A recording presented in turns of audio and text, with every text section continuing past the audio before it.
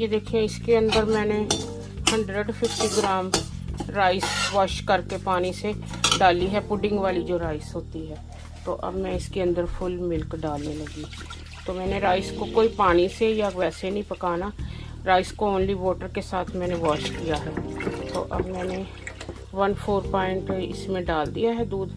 तो ये पकता है, फिर उसके बाद मैं और देख के कहूँ कितना दूध और चाहिए है तो वो डालूंगी।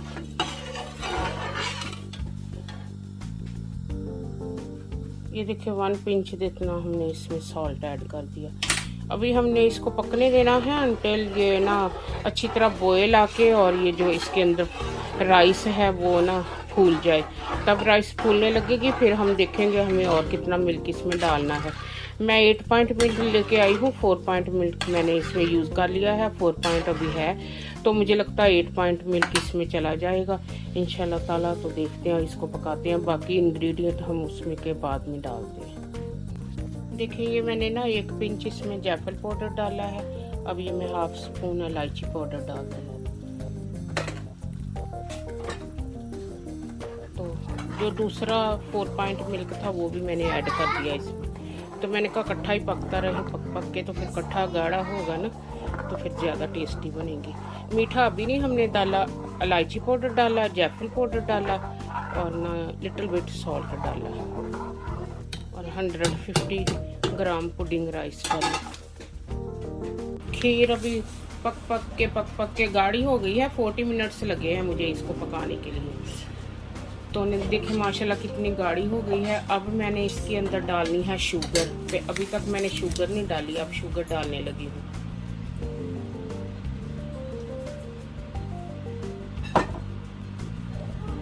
तो 150 ग्राम राइस थी, तो 150 ग्राम ही मैंने इसके अंदर शुगर डाल दी। उससे ज़्यादा शुगर नहीं डलेगी इसमें।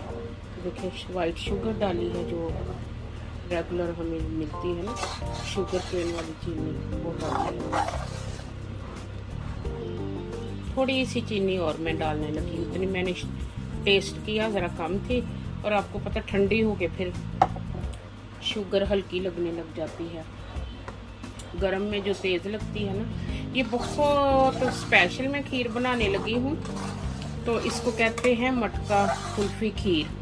तो ना इसलिए मैंने दूध ज़्यादा डाला और पका के देखिए उसको खूब ब्राउन कर लिया है। ये देखें इसको मटके को मैंने गरम किया है, ठीक से देख रहे हैं ना, ये थोड़ी इसके ऊपर ही फ्लेम नज़र आ रही। इसको रख दिया जी मैंने खीर में। तो ना इसके अंदर ऊपर हम डालेंगे अब खीर। तो ना ये हमारी बनेगी खीर मटका वाली, है ना। ये बहुत स्पेशल खीर होती है, इसका टेस्ट बहुत ही मज़े का होता है। देखिए ऐसे इसके ऊपर वो रोस्ट जो मटका है ना उसका सारा फ्लेवर आ गया। अब देखिए अगर तो आप इसको सेपरेट निकाल के गार्निश करना चाहते हैं तो ठीक है, लेकिन मैंने इसके अंदर ही गार्निश करके ना तो आपको दिखा देना है कि हमने ये खीर को अब कैसे। ये लें जी, ये मेरे पास पिस्ता बादाम और ये है बड़ी वाली जो होती है ना किशमिश सुल्ताना बड़ी वाली, वो है। पहले मैंने ये डाली, अब ये पिसे हुए बादाम। तो स्पेशल खीर है ना, तो जाहिर है हमने। और ये है पिस्ताशियो और बादाम के फ्लेक।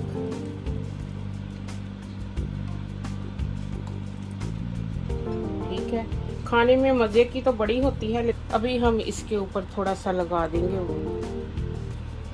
देखें जी हमारी खीर कितनी ही मज़े की बन के रेडी हुई है।